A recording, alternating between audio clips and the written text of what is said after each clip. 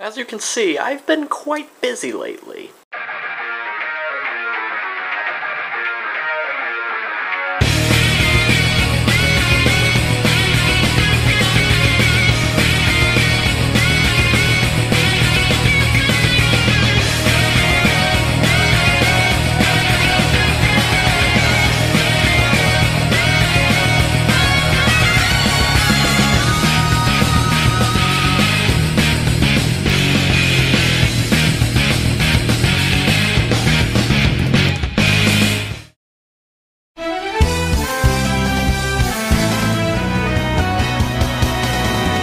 Ah, 2013. An interesting year for gamers and just about everyone else.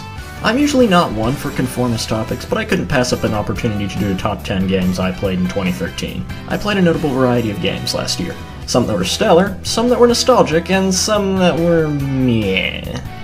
But before I start going on my spiel here, allow me to go over the two conditions for the games on this list. 1, only one per franchise so as to ensure variety, and 2, for a game to qualify, I have to have initially played it in 2013. The release date does not matter. So even though most of my time playing games like Dynasty Warriors Strike Force was in 2013, because I started playing it in late 2012, it doesn't count. And while these are only games I've played, I would love to know what your favorite games of 2013 were if you'd like to mention them in the comments. With all that said and done, let's take a look back at 2013. But know this, I will never admit defeat. Or surrender! I can't fail.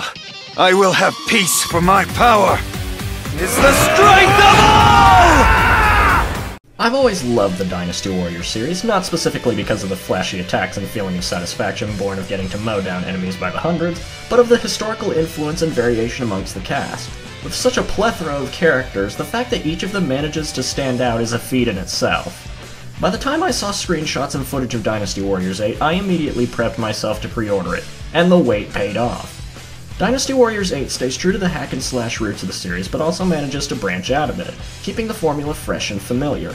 Instead of just god-modding one of the three kingdoms of Wei, Wu, or Shu as one character, the story mode of Dynasty Warriors 8 brings to mind the branching paths of Dynasty Warriors 4 story mode, what with its optional requirements that lead to an eventual fork in the road. Dynasty Warriors 8 also goes for more historical accuracy than the previous game, seeing as, for once in the series, battles like the Wei version of Chur-Bi and the Shu version of Fawn Castle, you're forced to actually lose the battle in a certain way, and many other battles can quickly shift the advantage away from you, even in the hypothetical story mode battles. As for the combat, Dynasty Warriors 8 brings back the dual weapon system seen in 7 and Strike Force, but this time, every weapon is given an element of heaven, man, or earth. Each of these is the weakness of another, and since you can't have all three at once, there will be opponents that present an even matchup, preventing you from simply blazing through each battle. Another plus to Dynasty Warriors 8 is that every mode of gameplay features online co-op, and while it's only limited to 2 players instead of the 4-player co-op Strike Force boasted, having a friend by your side makes the experience all the more enjoyable, especially on the higher difficulties. Longtime fans of the series will also be pleased to hear songs reused from previous Dynasty Warriors games, though Dynasty Warriors 8 has an already great soundtrack, with my notable favorites being Capricious Wind, Trio the Barrel, Cyclonized Typhoon, Who is Justice, and Mighty Sweep. Overall, Dynasty Warriors 8 is a step in the right direction for the series, and as much as I can call it one of my favorite Dynasty Warriors games, that won't get it any higher on the list, seeing as there were several games that I played in 2013 that I found to be even better. I will have peace, for my power is the strength of all! In March 2013, Countdown makers Virtual Boy Ness and The Quarter Guy did a co-op Let's Play on the next game, and I thank them for introducing me to Scott Pilgrim vs. the World the Game. Scott Pilgrim vs. the World is a game based on a movie based on a graphic novel series that makes numerous references to games somethingception? The game itself is laden with retro gaming references, heavily influenced by Double Dragon and River City Ransom, and given a soundtrack by Anamanaguchi that can best be summarized as sheer 8-bit ecstasy. The game follows Scott Pilgrim, who is in love with a girl named Ramona Flowers, and must battle each of her evil ex-boyfriends and one girlfriend, alongside Ramona herself and Scott's bandmates. As simplistic and hilarious as it sounds, it's quite effective in how varied each ex's stage and boss battle is, ranging from the movie sets of Lucas Lee's stage to the ever-infamous battle with Todd Ingram. Thanks to a little update released last March, it also supports online co-op, and that's where the fun of the game truly begins, especially if you can get a full party of 4. Each of the stages is unique, full of retro nods, and has its secret, ranging from subspace areas to Wallace's secret shop.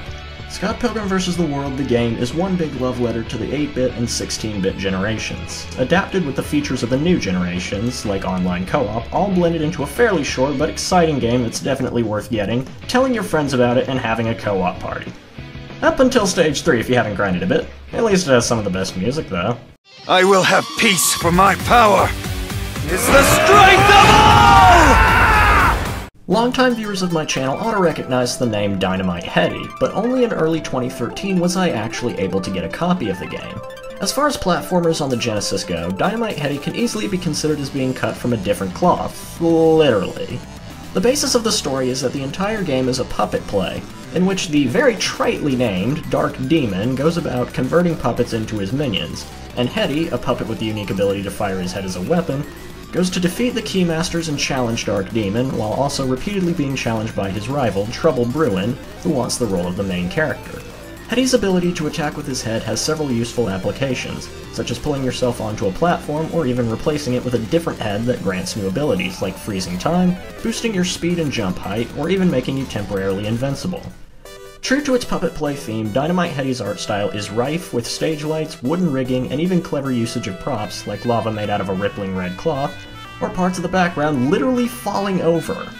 These stages also happen to be told in acts, each ending with a boss battle. And let me just say, if Dynamite Headdy had any aspect to be praised the most, it would be its boss battles, ranging from Mad Dog, who is fought in front of an orchestra playing Tchaikovsky's Nutcracker March, to the intense battles with Trouble Bruin and the Angry Gatekeeper, and my personal favorite, the battle with Spinderella, quite possibly the closest the Sega Genesis ever got to 2.5D platforming. What's also quite interesting about Dynamite Headdy is how different the Japanese version is, with various visual edits, a much lower difficulty, and even exchanges of dialogue between characters, which adds an iota of depth curiously lost outside of Japan. Offering some of the best aesthetics, music, level design, and boss battles the Genesis could muster, Dynamite Headdy is an overlooked gem that's definitely worth looking into. I will have peace, for my power is the strength of all! If there's one thing I love about Countdown making, it's being able to give relatively obscure or forgotten games their much needed attention. Case in point, Suikoden. Suikoden caught my attention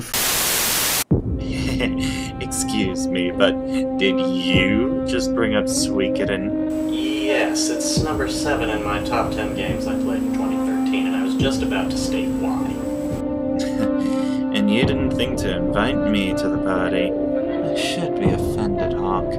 After all, I'm the one who introduced you to it in the first place. Well, you managed to hack into my editor, so I suppose I'll let you help me explain. Good.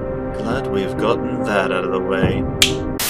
In the vast realm of JRPGs, what sets Suikoden apart is its emphasis on recruiting party members through a variety of methods that really adds to the game's content and even replay value if you missed a character or two. The characters are hidden well and granted requirements towards recruiting them. While it sometimes leads to a few God dang it along the way, there's some challenge in getting all 108 soldiers to aid your cause. There's plenty of reward as well. Not only do you get more powerful soldiers you can use, but your headquarters will build in size and gain more features such as merchants, blacksmiths, and an inn among other things. As the Resistance headquarters grows, it really starts to feel like a second home, or even an entire town, and getting to converse with characters currently not in the party is a nice attention to detail as well. The story itself is a traditional one. Your character is son to a mighty general of the Scarlet Moon Empire and is initially sworn to serve the Emperor, Barbarossa. But after your friend Ted is attacked by the court mage Windy over his possession of one of the 27 true runes, a big plot point in the series we simply don't have time to cover, the Empire turns on you, and your party and you are forced to confront the bitter fact that it has a corrupt and seedy interior you were never able to see. Exiled and cast out, you join the Liberation Army and, as you would expect in a JRPG, are eventually made leader. Now it falls to you to overthrow Emperor Barbarossa, defend the freedom of your people, and use the power of the true rune of this game, the Soul Eater, to win the land of Torin a more peaceful future. The combat and dungeons are also pretty traditional, but Suikoden is hardly afraid of breaking the mold, with details such as being able to revive party members with regular healing items. Grinding is made much simpler, seeing as taking a low-level party member into a new area will have them caught up in minutes, not hours. The big mold breaker, though, comes with the rune system. allowing you to imbue weapons with elements, give characters various types of magic, and boost their stats. The combat system is pretty nice. You have your standard RPG fare of your party of 6 versus a horde of up to 9 monsters or a boss, but then you have 2 alternate modes. The one-on-one duel mode plays like a rock-paper-scissors game. You have 3 options to choose from, and one counters another. The war mode is much the same, but there are extra options to choose from, such as recon gathering with thieves, bribing soldiers to join you with merchants, just outright blasting them all with dragon knights. The most notable aspects about standard combat, though, are the unite attacks. Simply putting together characters you like is nice and all, but the real fun is discovering the variety of unite attacks. Some a bit bland, others, well, master pupil attack. All in all, Suikoden is a good introduction into the series. The only way you'd be able to get better is by grabbing the sequel, which features advanced interface. That's one of the few flaws with the first game. Each character gets their own inventory, and key items can be placed within any of those inventories, so if someone is slated to die, you can lose out. So always put them in your main character's inventory for that reason. There's also no auto-run in the game, something even I consider bullshit. There's always Stallion if you're in that much of a hurry. Yes, him and his fake true rune. Despite that one little blemish, if you have $10 in a PSN account, give Suikoden a try. And while you're at it, petition Sony to put the sequel on the PSN. Because no one is going to look for the PSP version. That was a stupid move on their part. Anyway, my time here is now finished. Now that I think of it, who even uses Stallion? I will have peace for my power! Is the strength of all! If there was ever a reason to get a 3DS just for one game, one of the most likely candidates would be Kid Icarus Uprising. Following Pit's successful appearance in Super Smash Bros. Brawl, Nintendo decided to breathe life into the quarter-century-old series, and boy did it pay off! Kid Icarus Uprising has a unique gameplay style. The game is told in chapters which cover an air battle segment which plays out like an on-rails shooter similar to Sin and Punishment Star's successor, and a land battle which plays out like a typical 3D adventure game. Each level is practically jaw-dropping, showing off the extent of what the 3DS can do, especially with the air battle portions of chapters like Viridi, Goddess of Nature, and the Aurum Brain. Every moment of this game is filled with some of the most well-written dialogue I've ever seen in a video game, and every quip never gets old. Get ready, because it's time for... It was my turn to have the last word. Let's not argue in front of us. Steve, what do I do? Knock it off. You knock it off. Let everyone just shout at this one. Can I mention I'm starting to sleep? Now what? This is never going to end. Just go ahead and attack. Everyone shut up and focus! Especially after the ever-lovably trollish Hades and snarktastic Viridi are thrown into the mix. What also adds to the uniqueness is the variety of weapon types, each perfectly suited to different playstyles. Your skills can really be put to the test by ramping up the difficulty or by playing online or with friends in the equally addicting free-for-all in which you must defeat opponents without being done in yourself, and Light vs. Dark, where you team up, take out opponents until Pit or Dark Pit appears, and either defend or attack them to claim victory. The rewards offered through these modes are some of the best in the game, and some players online will really get your adrenaline pumping. However, it is here that I must address one of Uprising's flaws. This game is not necessarily made for left-handed people, so most of the time I end up using palms for their increased homing effect. Despite this, I found Uprising to be a very good game with its well-written story and dialogue, replay value in weapon collecting and fusion, excellent boss battles, addicting Light vs. Dark mode, and adjustable difficulty. If the Autarch of Flame, Wii Dude 83 Rebirth, and the Green Scorpion haven't yet convinced you to buy Kid Icarus Uprising, I can easily tell you that you're missing out on one of the best games in the 3DS library. I will have peace for my power! Is the strength of all! At number 5 is the game that started my career in the countdown making industry, Sengoku Basara 3. However, if you couldn't tell by the fact that that footage you just saw was in Japanese, or the fact that Sasuke's theme sounds a bit different, I'm here to talk about the Japan-only expansion of Samurai Heroes, Sengoku Basara 3 Utage. Sure, Utage did away with the very in-depth story mode of the original, and Capcom has no plans to localize it, but what it has makes up for this in freaking spades. The word Utage is Japanese for party, and as one could assume, Utage places more emphasis on the gameplay of Samurai Heroes. And for those who found the original game to be a bit on the easy side, Utage caters to more advanced players, with more technical playstyles like those of Kojiro, Kenshin, and Hisahide, the fixed difficulty of Japanese Games mode, where you must accomplish various tasks within a time limit, the all-new extreme difficulty, which will truly test how well you know each character, and Sengoku Dream Chance, a variation of Conquest mode where you place bets on whom you think will be the last 3 armies, and every choice you make could easily screw up one of your bets. Utage also nearly doubles the amount of playable characters, from 16 in the original to 30 in Utage, and each newly playable character easily stands out from the rest.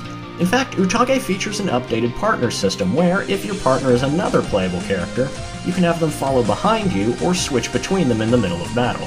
The co-op mode is still present, albeit without online functionality, and a new arena mode in Utage allows you to duke it out with your friends or see if you can defeat all 30 playable characters without being defeated yourself. 6 of the new playable characters are even given their own short stories, ranging from Mitsuhide's descent into insanity and transformation into Tenkai, to Munashige's excommunication from Zavism. These all give you ample time to experience Utage's new cast and stages. Utage may have had to drop a few of the things that made Sengoku Basara 3 a great game, but improved upon its flaws and brought so much new content to the table that it not only makes up for it, it exceeds the original. And to anyone who enjoyed the original, Utage is definitely worth importing. I will have peace, for my power is the strength of all! One series I had been wanting to get into in late 2012 was the Blazblue series, thanks to the praises sung to it by the Quarter Guy. So within the first few weeks of 2013, I got Blazblue Continuum Shift Extend. And let me say, even though I am abysmal at fighting games, this was a game I thoroughly enjoyed, and I'm glad to have gotten into the series. Speak of the Azure. Oh, ha ha! Still, didn't I tell you that this series is awesome? Indeed, and I suppose you want to help me do the series justice. Sure, why not? So, as fighting games go, most concentrate more on their stories or unique and flashy fighting styles. Blazblue manages to accomplish both, and to those who thought Continuum Shift already improved upon the formula, Extend manages to practically leap over the bar. As the name implies, Extend is an extension of Continuum Shift, building on most aspects outside of the engine itself. First off, the roster got a slight update, starting with the 3 Continuum Shift 2 characters. Those being Makoto, the energetic squirrel girl and a fan service character done well, Valkenhayn, Rachel's gentlemanly butler who happens to be a werewolf, and Platinum, who is pretty much a shout out to all the magical girl fans out there. Then there's the newest character on the roster. The ever-despicable Relius Clover, who turns out to be both a powerful and versatile fighter, or simply put, Carl, but better. Each of these new characters is given a story mode which do well in matching up to the pre-existing ones and happen to include 2 of the funniest gag endings of the bunch. Okay, that I will not deny. Aside from the new characters, there are a couple new modes in the game that weren't in the original Continuum Shift. The first is Abyss Mode, which is a modified form of survival, in which you earn in-game money to buff your character as you go, eventually becoming strong enough to stand up to powerful boss-level characters. The other is the knuckle-cracking Unlimited Mars Mode, a challenge for hardcore addicts only. If you thought Score Attack mode in this game was hard, this mode will outright eat you alive! And if you're still not satisfied by all that, you can test your skills and wits against friends and strangers alike online. All that standing, Continuum Shift Extend offers a wide array of content, possibly the most seen so far in the series. Said content appeals to newcomers to fighters and veterans alike, especially with the in-depth tutorial mode, which does an excellent job of getting newcomers to Blazblue or fighting games in general up to snuff. And putting that learning to task can be really satisfying since the action is as tight as always. The unique styles of play for each character make every match exciting to say the least.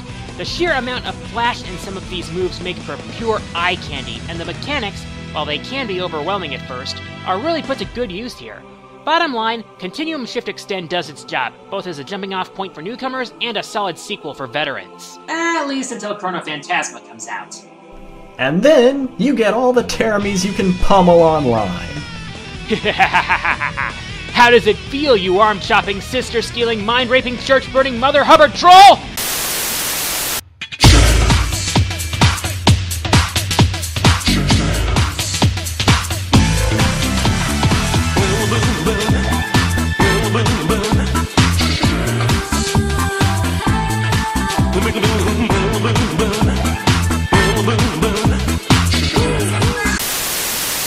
I will have peace, for my power is the strength of all!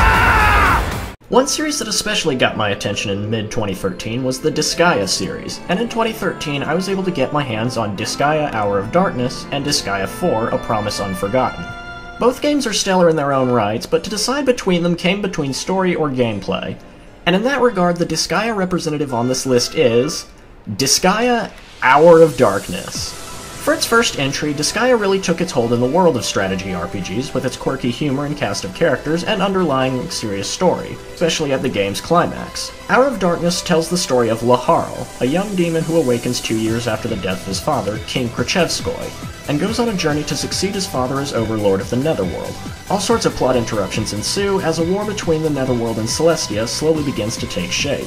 Like with Sengoku Basara 3, the fact that Hour of Darkness does a great job of knowing when to be optimistic and when to be a bit darker creates a very interesting game that can stand out more easily, more so with the varied and equally zany characters, especially Laharl, whose ego is so large that he actually complains about not being the protagonist in later Disgaea games, willing to fight the actual main hero for that title. As for the gameplay, Hour of Darkness goes with a fairly simple turn-based strategy formula. On each map, you can dispatch up to 10 characters at any time, move them across the board, and attack foes. Units also come with 2 types, human and monster, the difference being that humans have more weapon variety and can pick up and throw objects, allies, and enemies, while monsters gravitate towards more specific playstyles. While it's not the most heavily strategy-based, it is able to boast a fair challenge throughout the story and even after, with bonuses like the Item World, Prenny Land, and the ability to go all the way to level 9,999. Multiple times too if you're that addicted to grinding. Hour of Darkness is a perfect introduction to the Disgaea series, with a solid story and gameplay, some of the most recognizable characters, and is, so far, the only Disgaea game with a canon sequel. Anyone interested in the series should start with it. It will not disappoint. I will have peace for my power! Is the strength of all! Fire Emblem Awakening. How much do I love this game? Well, I'd like to begin by thanking the Bolt of Shadow for getting me into this one. Not a problem. This game skyrocketed in my favorites, and the lack of attention Fire Emblem has gotten in the community, Sandscreen Scorpion, has been disappointing, so the more the merrier. On that note, Fire Emblem Awakening is an excellent introduction to the series, with its new casual mode for those turned away by the ever-infamous permadeath feature, but still offers a fair challenge in classic mode for seasoned Fire Emblem players and masochists alike. That being said, the core mechanics of the series are still here. The turn-based strategy, the weapon triangle, and the oh-so-lovable cast. The latter making this game truly amazing. Awakening features a large roster of likable and unique characters, as well as the ability to pair 2 units in battle, where they can assist each other, share gained experience, and allow slower units to travel across the map with ease. These pairings help build relationships between units, which lead to support conversations. Which in turn lead to marriages, leading to more lovable characters. The class system also allows you to have borderline complete customization of your army, leading to many hours of replay value by simply experimenting to find the most broken unit possible. OP Lon Q? Check. S rank with Cordelia? Risen? Meet Severa. Now pick a god and pray. There's also plenty of awesome DLC maps where you can fight and recruit older Fire Emblem characters, as well as a very story-intense map that I won't spoil. You'll need to be maxing your stats for this. Awakening's story is also an interesting one, full of plot twists neither of us would like to spoil, but let's just say that Awakening's the kind of game that even halfway through, you know you're going to want to play it a second time. This is largely because of the support conversations, whose marriages lead to children characters that inherit their stats and skills from both parents, as well as hair colors. Shipping has never been more addicting. It's called Waifu Emblem for a good reason. It contains my favorite female character in it. If you need any more reason to check out this game, know it overtook Chrono Phantasma and Metal Gear Rising for my Game of the Year, which is quite the feat. However, I still have one more game left to cover. Wait, this is number 2? Yes.